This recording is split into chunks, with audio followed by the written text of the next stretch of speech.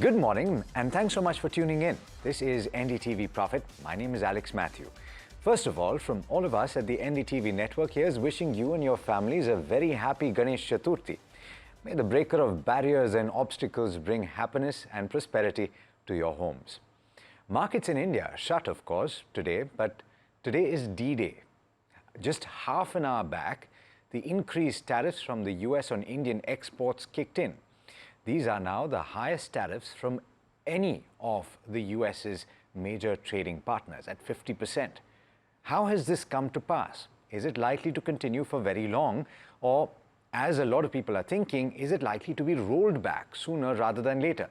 And most importantly, what's driving India's stance? Its refusal to bow to pressure. Can the measures taken to bolster the domestic economy prove a counterbalance to mitigate the harm caused by higher tariffs? We'll discuss all of that and more on this show. But first, let's listen into the latest comments from US President Donald Trump. Just overnight, he claimed that his tariff threats helped ease India-Pakistan tensions, and he says he will step in if the conflict happens again. Listen in. Just like India and Pakistan, we're going to end up in a nuclear war if I didn't stop them. You know, it's sort of strange. I saw they were fighting. Then I saw 7 jets were shot down. I said, that's not good. That's a lot of jets, you know. $150 million planes were shot down. A lot of them, 7, maybe more than that. They didn't even report the real number. And I'm talking to a very terrific man, Modi, of India. And I say, what's going on with you in Pakistan? Then I'm talking to Pakistan on trade. I said, what's going on with you in India? And the hatred was tremendous. Now, this has been going on for a hell of a long time, like sometimes with different names for hundreds of years. But I said, what's going on? I said, I don't want to make a trade deal. No, we want to make a trade deal. I said, no, I don't want to make a trade deal with you. You're going to have a nuclear war. You guys are going to end up in a nuclear war.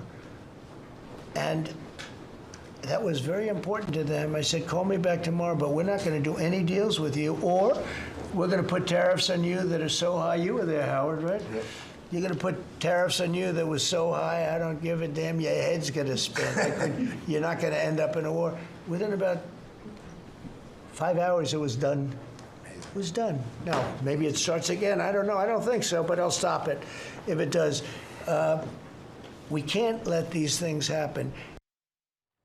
So, of course, the statements that he was making in that meeting also had to do with what is happening in Russia, between Russia and Ukraine, and the fact that he has been mediating. He's claiming that he is responsible for everything that's taken place so far.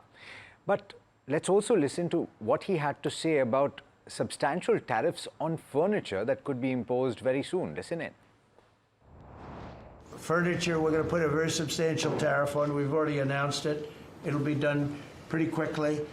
And when that happens, everyone's going to start. I just tell you, North Carolina, go out and start getting the grandchildren and the children, start teaching them, because some of those incredible artists that I knew as young people, they're older people now, but they still have the talent and they have time left, but they're going to be teaching their sons and their daughters and their grandchildren, and it's going to be a beautiful thing to see. It's going to happen like magic. It's going to happen without question. It's not like, gee, I hope it happens. It's going to happen. No, it's going to happen like magic is what Donald Trump says. But understand the tone and tenor of what he is saying. He's being more protectionist, and this is nothing new. But what has the response from India been? Just one day before the imposition of those higher tariffs, you had Prime Minister Narendra Modi deliver a resolute message from Gujarat. He was addressing a public gathering at the launch, I'm not actually sure if it was at the launch of the Maruti event or the Maruti e-Vitara, but he vowed unwavering support for India's farmers, small businesses and dairy producers, declaring no matter how much pressure comes, we will find a way. Listen in. मेरे छोटे छोटे दुकानदार भाई बहनों से कहूंगा, मेरे किसान भाइयों से कहूंगा, मेरे पशुपालक भाई बहन से कहूंगा, और मैं गांधी की धरती पे से बोल रहा हूं, मेरे देश के लघु उद्यमी हो, किसान हो, पशुपालक हो, हर किसी के लिए मैं आपको बार बार वादा करता हूं, मोदी के लिए आपके हित सर्वोपरि है।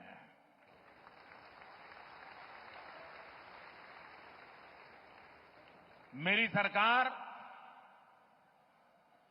लघु उद्यमियों का, किसानों का, पशुपालकों का कभी भी अहित नहीं होने देंगी। दबाव कितना ही क्यों ना आए, हम झेलने की अपनी ताकत बढ़ाते जाएंगे। And this is just one of several statements that the Prime Minister has made in the recent past, talking about the need to bolster domestic strength, domestic economy. And of course, this has to be seen in the light of the introduction of the two-slab structure for the GST as well, yet to be implemented, but passed by the GOM. And there is, of course, the GST Council meeting to look forward to. But there's also policy response or potential policy response from the Reserve Bank of India. In fact, RBI governor said that the central bank has been easing norms, and they've also said that there is enough liquidity in the banking system to deal with any pressure that comes through on that front. He said that they will pay more attention to the sectors exposed to the tariffs. Listen in. There are few sectors, if these tariffs remain, then there will be a few sectors. 45%, as you are aware, are outside the tariff regime, but the remaining 55%, some of them, like gems and jewelry, textiles, apparel, shrimps, MSMEs that you mentioned, there will be some, there can be a potential impact on them. The government on its part has set up, and I mentioned, alluded to those reforms that the government is looking at. The government is also looking at free trade agreement, some of which has already been in the works for some time. And we, on our part from the Reserve Bank, we had, as you are aware, we have been on an easing cycle. We reduced repo rate by about 100 basis points. We have provided ample liquidity to the banking sector, and whatever else is required to support the growth of the economy, and including those of sectors which are impacted more. If it so happens, we will not be found wanting in our job. Okay, now India-US relations obviously are going through a bit of a rough patch with that additional tariff. Now, the Trump administration, as you know, is imposing that additional duty in retaliation for New Delhi buying Russian oil. That is ostensibly the overarching factor. Nick Harper is reporting on all of the latest from Washington. Well, there was perhaps some hope that there might be a last-minute presidential change of mind, but it seems there is no budging. Donald Trump is sticking firm to his promise to impose a 25% tariff on India on August the 27th. That is now in effect, and it brings the US tariff rate to a total of 50%, among the highest on any global trading partner.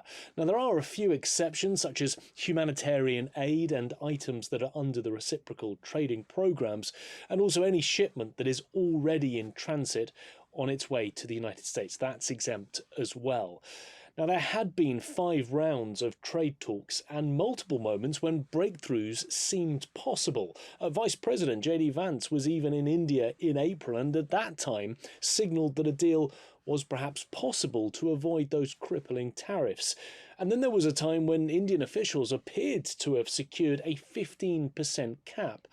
But the White House decided to go ahead with a 25% rate on Indian goods, despite two-way trade between the two countries totalling more than $190 billion. And angered by India's continued purchasing of oil, 3 weeks ago, President Trump announced there would be this additional 25% duty, and it would be added towards the end of August. The White House top trade advisor Peter Navarro, along with the US Treasury Secretary Scott Bessent, have accused New Delhi of propping up Russia's war effort by continuing to buy the oil, keeping revenue streams open for Moscow and benefiting from lower prices. Trump had threatened additional tariffs on any country that buys Russian energy, for example China or Brazil, but so far only India has been targeted. That's the long and short of it.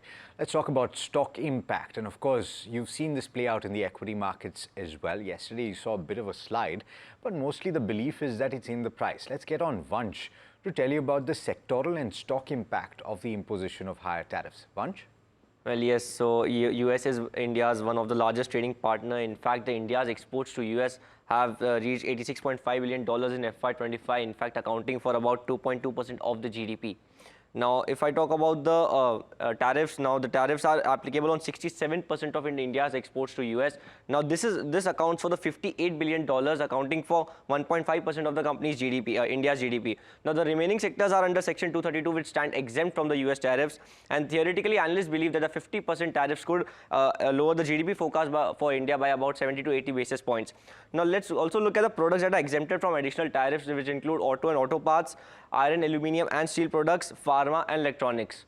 Now, this is also important to note that this is on the back of the tariffs which are already imposed on the segments like pharma and iron, steel and aluminium. Now, let's also look at the sector-specific impacts of the tariffs. First, let me start off with the auto and auto ancillary space.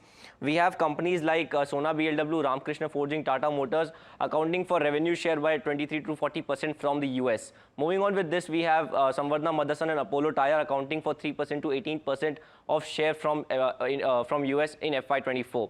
Moving on, let's also look at the chemical stocks that are to be impacted. We have chemical companies like UPL, Jubilant, Ingrevia having exposure of about 9 to 25% from the US markets. Also, we have other chemical stocks that are to be impacted, like we have Aarti Industries, PI Industries, Atul Limited and Naveen Fluorine. So these are some of the chemical counters like Deepak Nitrate, Alkyl Amines and Gujarat Fluorochemicals, which are to be impacted by the tariffs. Moving on with this, we have textile sector as well. Now, the US accounted for 28% of the India's textile exports. And if we look at the stock-specific impacts in terms of the textile sector, we have Trident, Welspun Living, KPR Mills accounting for revenue share about 19 to 38% from US in terms of revenue. We also have Alok Industries and Himmat Singh accounting for 45 and 83% of Himmat Singh revenues coming in from US. So clearly an impact that can be seen on these particular counters. Moving on this, we have stocks to be impacted in terms of the seafood. Now, in terms of the seafood segment, we have Avanti Feeds and Waterbase accounting for a range between 63 to 14% in terms of revenue from US or FY24. Also, moving on, let's also look at the energy, let's also look at the consumer goods. Now, we have Tata Consumer and LT Foods accounting for 12 to 39% of their revenues from US as well. Now, we have energy companies. Now, the energy companies won't have direct impact on the utilities and renewable space. However, it is negative for the solar PV modules. Now, we have Vari Energies and Premier Energies. Now, Vari Energies accounts 57% of its order book from US, and the Premier Energies still accounting just 1% of the order book, but they have expansion plans in US, so clearly a negative for this counter as well. Now, moving on the oil and gas segment, now the India has sourced approximately 35 to 40% of its crude oil from the Russia. Now, the impact in terms of the crude oil will be about 1.5 to 2 barrels if we stop taking the crude oil from the Russia. Now, moving on this, we have also seen the rise in crude sourcing to impact the marketing margins of the companies like Reliance and other OMCs. So clearly, this is what the segment like oil and gas is looking like. Absolutely. And Vansh, you've taken us through quite a few. Beyond that, of course, you have several other sectors, IT not the least of which could be impacted. But hopefully we've set the context for this next conversation. And we've got Ashok Malik, who's a partner of the Asia Group, and we've got Ajay Dua, who's ex-Commerce Secretary, joining us this morning. Gentlemen, thank you so much for waiting by. We thought that it would help to give our viewers a little bit of context in case they haven't been following the news before we start this conversation. Let me start with you, Mr. Dua, just to set things up for us. The playbook is entirely different from anything that we've been used to over the past several years. It's a blunt tool that is being used in the form of tariffs. And so far, India has not budged. Can you explain the dynamics as you see it playing out right now? Thank you very much, Alex. I think we have certainly cause for concern, but at the same time, it is not something which we can't handle or overcome. Largely because, as you pointed out, and many others have done that in the past, that we are not really an export-dependent country. With our exports of merchandise only about $450 billion, services another 350 or so, so about 800 odd billion. We are domestic driven. Our domestic consumption forms 60% of the GDP of the country. Yes, so there would be, in the short term, hurt, injury to many people involved, including people working in these export ventures, producing goods for them in India. That means the workers. But we can, I think, within a fairly reasonable time, 6 months to a year, get used to not being hurt, but finding the relief measures for all of them. I think the government, as well as the RBI, the governor whose message you just played, I think are both on board. And what 25% we had been expecting tariff for some time, ever since we found that our BTA discussions were getting off the ground and not getting off the ground. The additional 25% is really not of our own making. It is entirely, I would say, between Russia and the US, and the cause being, as we all know, settlement of the Ukraine dispute. Yes. We have become a collateral damage in it, and I do hope that the additional 25%, we would get some relief from the United States, because it does, at any cost, want to have a role of a mediator, which I think India seems to have denied to him. The May war between India and Pakistan. Yeah, interesting points that you're raising. Mr. Malik, weigh in on this, because from our perspective here in India, it seems that we're trying to understand why this higher tariff has come through, and ostensibly it's because of the Russian crude, but there seems to be more. In the last statement that he makes, he's talking about the geopolitics between Pakistan and India. So by your reading, what is the playbook here? Thank you for having me. 2 points here. One, as Mr. Dua says, we are not really an export-oriented country, especially in terms of merchandise exports. And these additional tariffs, or this 50% tariff, will affect very few companies. But the point is, for the sectors that it will affect, the companies that it will affect, this is going to be an existential challenge. And therefore, as the RBI governor has said, as government officials have said, a fiscal package for sectors involved to keep companies afloat, especially small and medium companies in gems and jewelry, in leather, in garments and textiles, in fisheries and shrimp production, to keep those companies afloat, to keep jobs there, to ensure that there is no mass unemployment or laying off, is very, very important as India tries to navigate new markets. In some cases, new markets are going to be possible in the medium run. In some cases, they might not be possible. But the point is, those companies have to be kept solvent. That is a national resolve. We should do it. Second, look, obviously, the 25% extra, or so-called sanction tariffs, since the word sanction has been used by the White House, have multiple factors behind them. There is the ostensible reason that this is going to stop the Russia-Ukraine war, which is very unlikely, because everybody else seems to be doing trade with Russia, including the US itself. It's, to my mind, also a pressure point, or more likely a pressure point for India to coerce India to give more concessions as part of the BTA negotiations.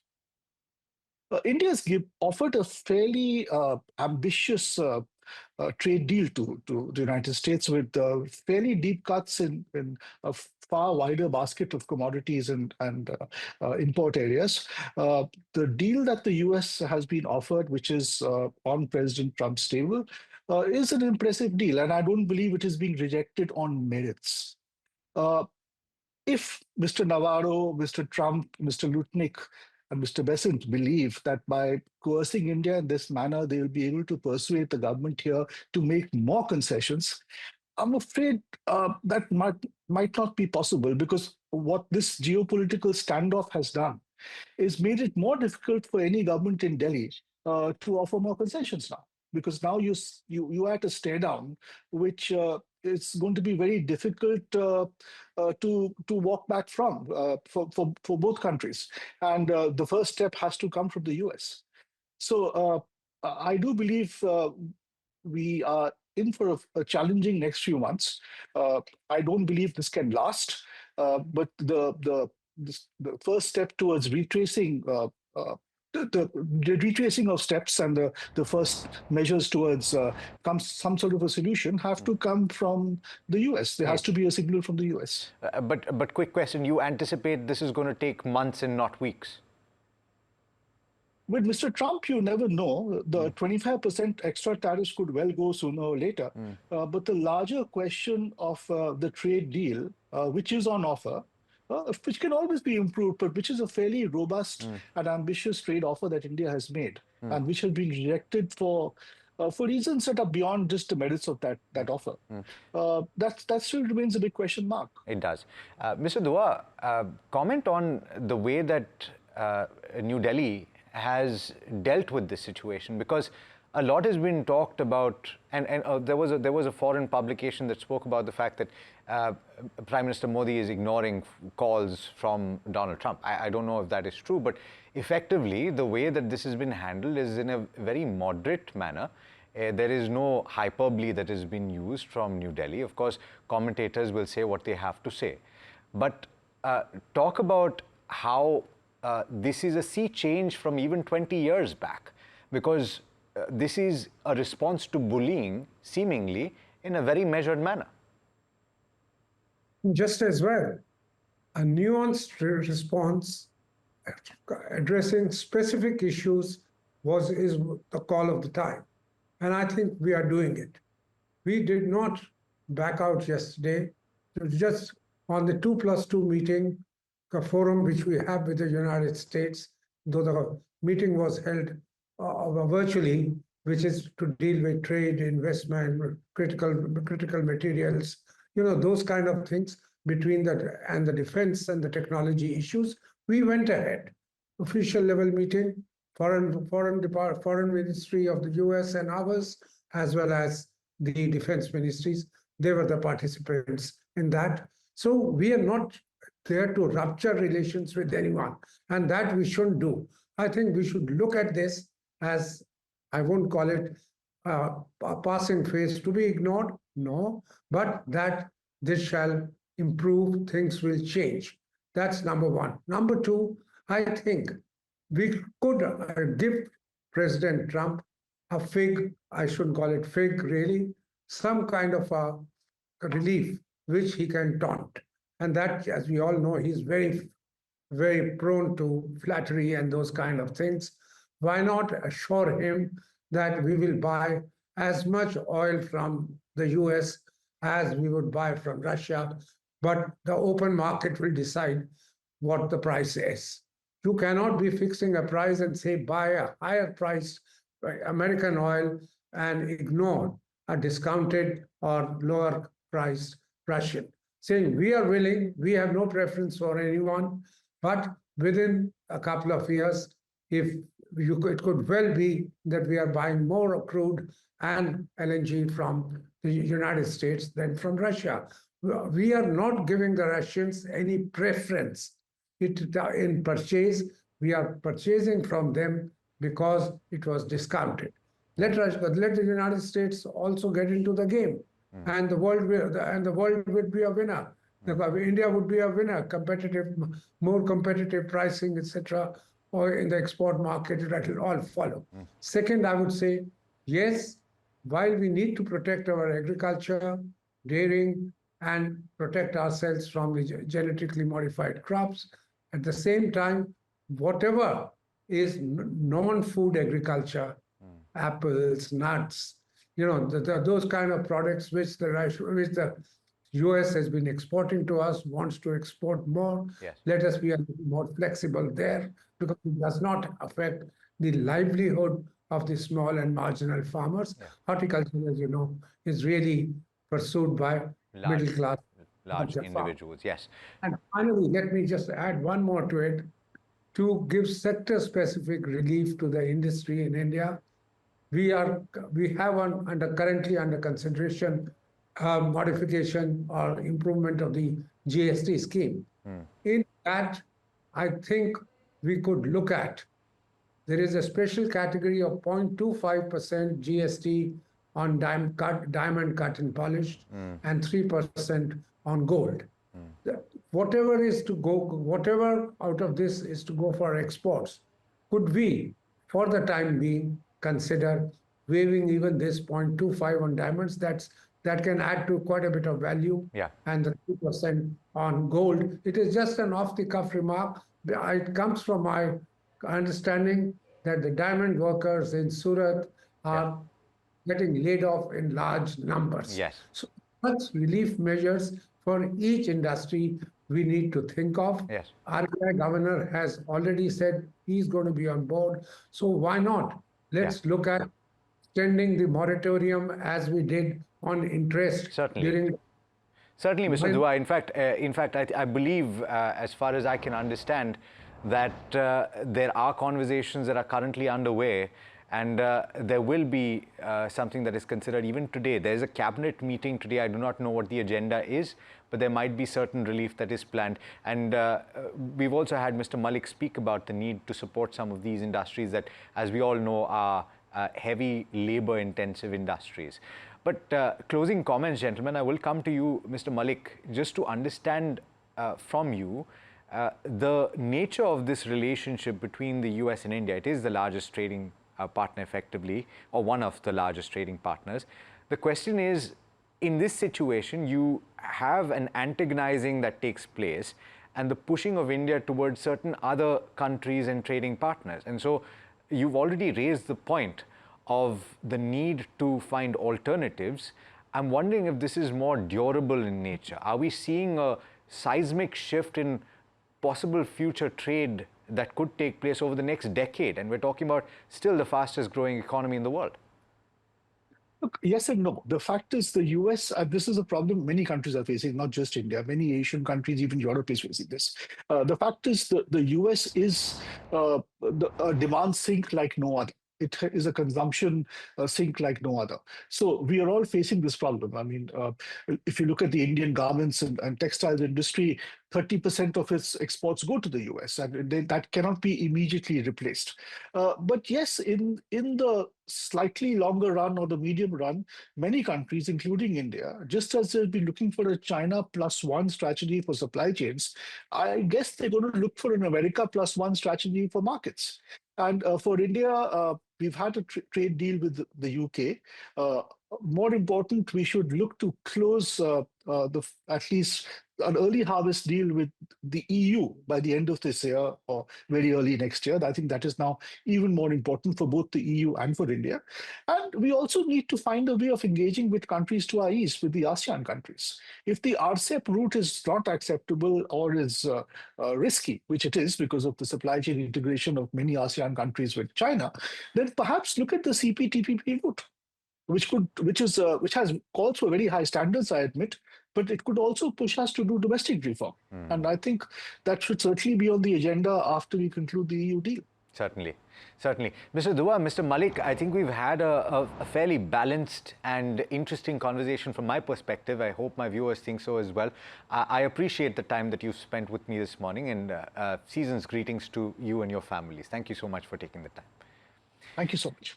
All right, well, that brings us to the end of this particular show, but then we're going to speak about this in more detail over the course of the day, starting with another conversation at 11 o'clock from the market's perspective. Do stay tuned for that.